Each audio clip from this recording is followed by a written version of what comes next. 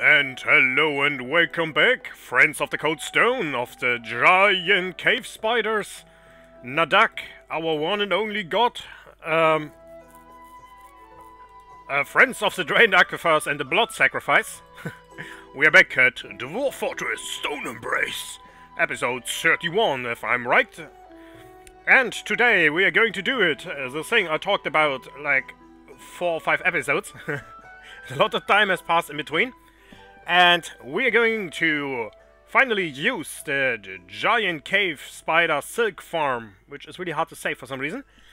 And let's go. So, this is the definitive edition of my Silkfarm. And I guess I need to explain you how it works. Okay, so first off you need 3 levers that are connected to 3 bridges. This bridge, and this bridge. This is the area where the silk will be. This is the area where the cave spider will be. And this whole area is just to catch a cave spider if it's escaping or if I want to have it in a cage. For some reason. This is also the reason why you always want to have a cage trap up here. Just in case. Better be safe than sorry. It's not hard to kill a cave spider if it's up here, because you can get my crossbow guys pretty fast up to the task, but you don't want to kill it, you want to keep it, because they are quite rare and they are worth a lot, as you might see soon. Okay. What else? I don't think a lot of else. Okay, make sure that this thing is not passable. Then you designate a pit with I, P, oh, wait a second. I, click.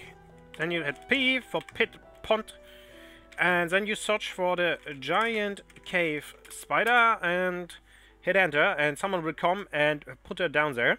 And because it's locked, it cannot crawl back up. And normally it will not break hedge covers. And that is the problem, because sometimes it does. But it happens when you put it down. So it's kind of a gamble. Which also is a gamble if this whole thing will work, because sometimes this cave spider will just not attack. And then you might need to come up with some tricks, which is why I have this area, because then I can put this thing down and drop a chicken, and it will attack the chicken and kill the chicken, and then it's in aggressive mode, and then it will also put the cave spider silk everywhere. I also have this loom. This loom will be important later. Oh, there it is, and it is in. Now we have a cave silk spider.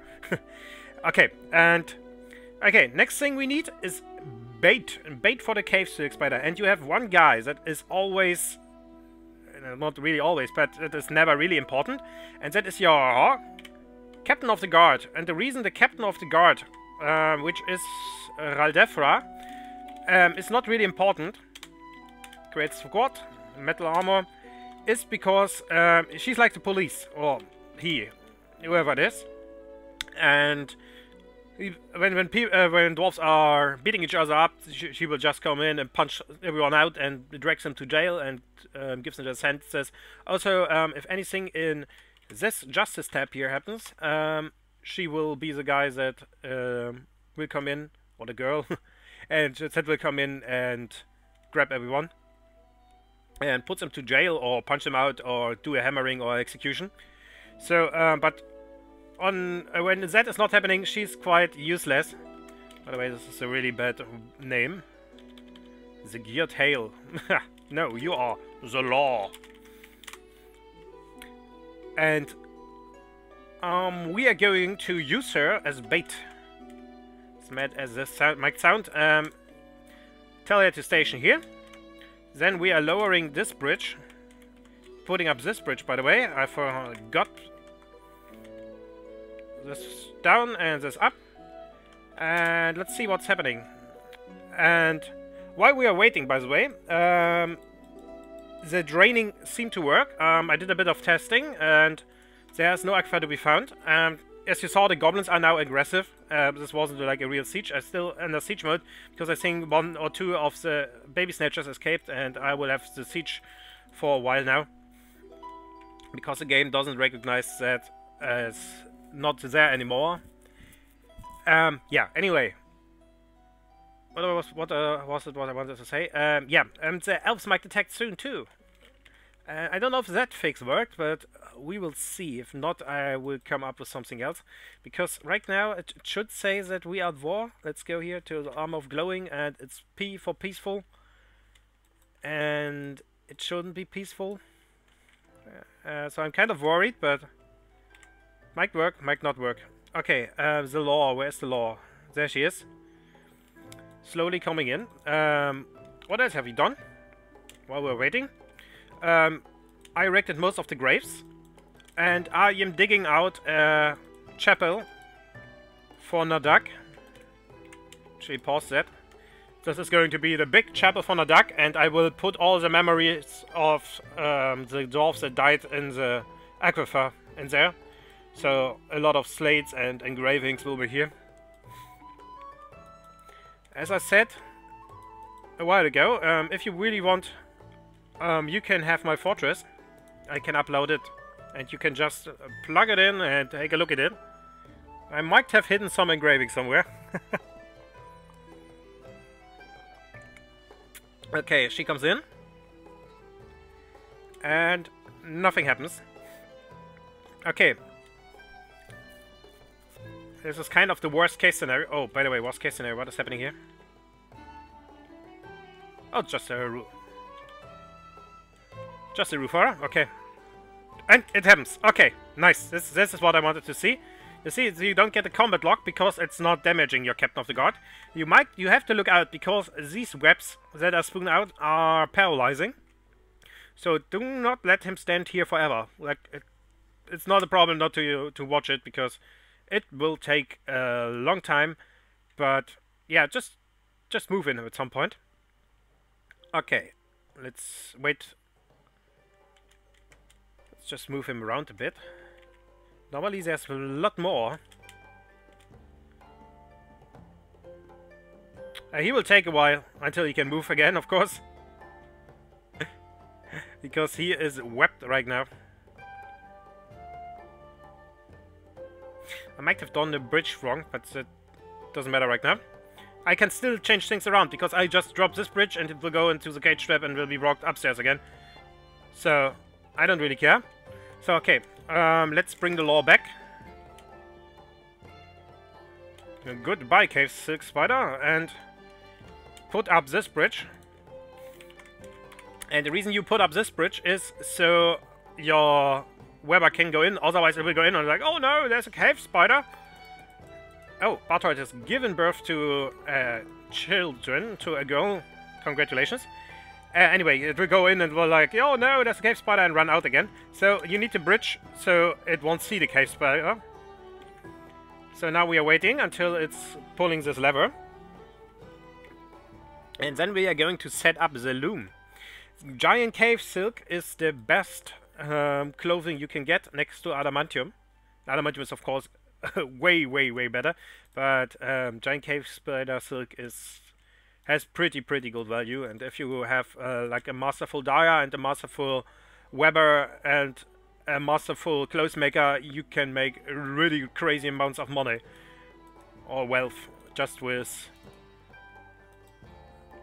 using your loom and your spider farm. The best way, by the way, to use a spider farm, it's also a bit difficult, is having these bridges all the way around here, lowering them, and then set someone on patrol, so he's patrolling all the way around him. Then there's a web everywhere, and then you put up the bridges again, and then you have like a whole room full of web.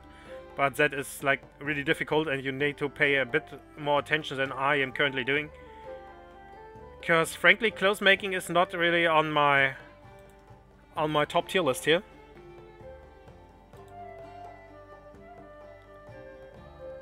Who are you? Nadal, close here. With a bit of luck, not even a bit of luck, but the frames will be better soon. Okay, it's up now. It didn't drop for some reason. Normally it will drop, that's why I even built this area here, but okay. I can live with that. Now, the problem is that this guy will keep collecting webs, so, and then weave the thread into silk. I don't want that to happen, I just want him to collect webs. This should be his whole purpose in life. So, collect webs or make silk cloths, type R and then suspend, so it will not create another tab. You can also just deselect the auto thing, but then all your other looms will have the problem too. So okay, now we will collect webs. The problem is that you might will go in, say, oh yeah, I need to collect webs, and then run all the way down into the caverns and grab some web. Which is not what you want to do. You want this area here, so you need to designate this area, and we do that by setting up a burrow. Okay, and we are going to set up a workshop burrow. So, add a new burrow. Okay, name it...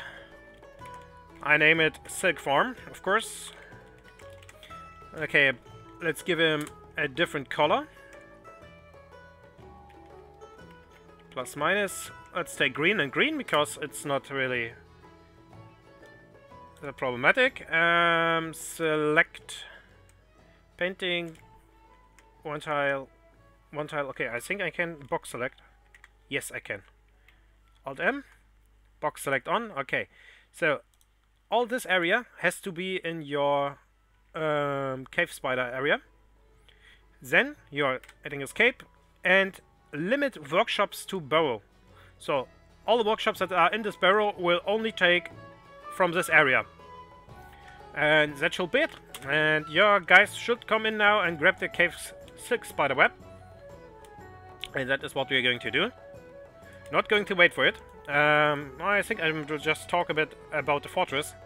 So, as you know, the aquifer is drained, so I could continue the fortress in the way I wanted to build it originally before we run into these big issues.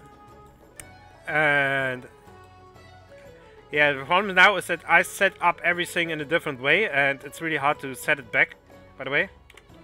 Oh, here, Stoneembraced needs this. Not Radefra. Here we go. Modest dining room. Oh, it's not the dining room. Yeah. Nobody. And this as a dining room. Sternfaust. Okay, now we don't have a problem anymore. What? Great dining room. Okay, it's decent. Yeah, let's just glaze it and engrave it, and then everything should be alright. I can set the engraving tab right now. So, yeah. So it's really hard to kind of change things around now that we have done it the way we have done it. So I think I will just try to continue and try to give the fortress more sense. Like, it doesn't make any sense that these guys are running up here just to train there. Yeah, and all this stuff needs to change around. But anyway, first off, our next big mission is to set up an arena. Because as you can see, we cocked a lot of stuff in the caverns. And we can make it fight. And we can use it as training for our crossbowmen. And we can use it as training for our military dwarves. Or just have fun with an arena fighter. Oh, whoa. I totally forgot about you. Yes, we got a Jabberer. What, Bauta, what is a Jabberer? That is quite an interesting name. This is a superior quality Jabberer cage. No, I want a beast in the cage. Can I not? Seems to not do it. Okay, here. A huge monster that lurks in caverns deep under the earth. It uses its wide beak to reach down and pluck up unsuspecting intruders. He is short. His feathers are purple. His skin is white. His eyes are yellow. It's short, okay? But still, you have to imagine these are like raptor-hiked flamingos. And built like raptors. Only that they have a beak instead of this. You know what I'm talking about. So, these guys are incredible, and I mean incredible war monsters. So, you really, and I mean really want to keep them around and train them. So let's have a look at the Jabberer, and we're going to train him. Who's going to train him? I think Sinasykes. Also give him war training. The other stuff I will do too later, but not right now. And you want a female and a male, so you can pair them with each other, and then you have a Warjabber for everyone. Like, a Warjabber can easily kill 2 goblins. Like, no problem. Sometimes even a human in ironclad armor. But, yeah, it's great. Oh, wait a second. Giant cave toad bites. Giant cave toad bites the milker in the upper body, likely tapping the target. Okay. So, problems are looking different, I guess. Cut open. Yeah, okay. It will be dead before you reach it, but okay. I need to set up a patrol area sometimes here, but I will do that off screen. Yeah, train the Jabra, and I will start making an arena, and I will do that in the next episode, because we only have 5 more minutes left. I really want to get down to the 20 minutes, because then the upload takes 3 hours, and I don't need to worry about not being able to use my internet for a while. So, we're just digging around here, I guess. Not just really digging around, but just seeing what our guys are up to. What are you up to, by the way? Okay, Bella is now going all the way up here to bring the silk to the loom upstairs. Why is no one working in here? I don't know. But I can basically deactivate the gather. The collect web. Oh no, it's not collecting webs, so it should work. I guess she's just grabbing it now. Okay, now let's see. He should be the guy that is collecting the thread. You can have, of course, a lot more than just these few, but it's super slow, as you can see. But it's still faster than if the guy would go all the way down to the caverns, grab 1 silk, and then go up to the loom and create 1 cloth. No job. Yeah, makes sense. Yeah, but he collected the web, and the web is now lying around. So I guess that I want to make thread silk.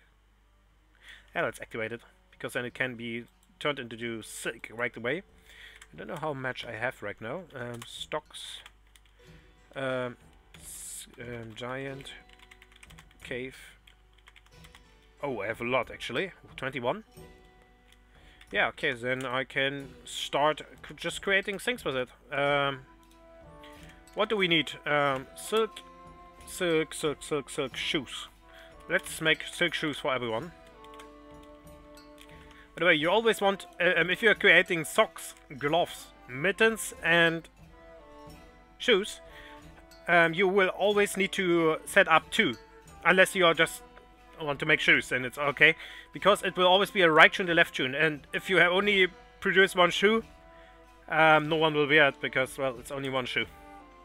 Just a thing you have to keep in mind. This is also what happens sometimes when you are getting a bad mood, in quotes. So, if no one is really, so if like a clothier is getting into a mood and is creating an artifact, and it can happen that he creates 1 adamantium glove or some shit, and then you will just sit there, yeah, okay, now I have a adamantium glove, and no one will wear it, because it's just a single one. You can give 1 glove to 1 military guy, so he has 1 adamantium glove and 1, I don't know, steel glove, but it's not really worthwhile. I had a fortress where they were making like 3 adamantium socks or something like that, and I was really mad, because adamantium is super hard to get, and it's super hard to mine, as you will see, because I think we will mine adamantium at some point. But just in general, it's like not really optimal. Okay, Emir killed the beast with his iron axe. Why has he an iron axe? Emir, what's up with you, man? Iron battle axe, not even a good one, because I should have steel battle axes. Yeah, here, Emir, take the good one. Oh, yeah, now he has 2 axes, which is possible. You can dual wield, but it's not really good. They will never hit anything, so try to not do it. Checker has an iron mace. I am pretty sure I have steel maces. Yes, I have. Good thing I saw that. Silver, scimitar, steel, Steel and a steel spear, but I have a better steel spear for you, my lady. Okay, this should be it. Talking about steel spears. Okay, mandates. Okay, make one mace. This won't take long. I also found a lot of lamanite and hematite, because I can now dig into the areas where our iron is.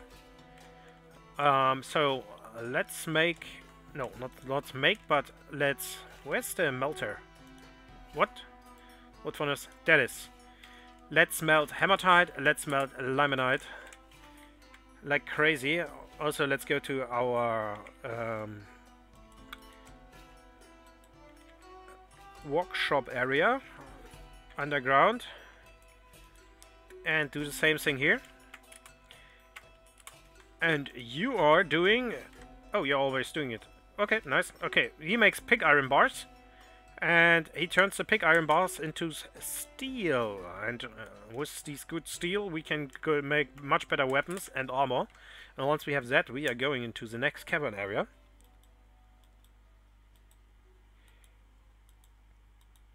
Alright. Anyway, I'm ending this episode now. I think I will just mark or dig out the arena. And I see you guys when it's done. In the next episode of The War Fortress.